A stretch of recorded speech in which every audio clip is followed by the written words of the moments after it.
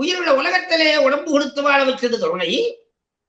அப்புறம் அறிவு நூல்களை தந்து அதன் மூலமாக உலகத்திலே வாழ்வதற்கு புத்தியை தந்தது பெருங்கருணை. அதுக்கு மேல தன்னை சேருவதற்காக விழிச்சுதாம்பார் ஆகம். வேதம் புதுநூறு, ஆகமம் சிறப்பு. அதற்கு மேலே எல்லையில்லாத சோதிமயமாய் யாரும் காண முடியாததாய் எங்கும் நிறைந்ததாய் இருப்பது சிவம்.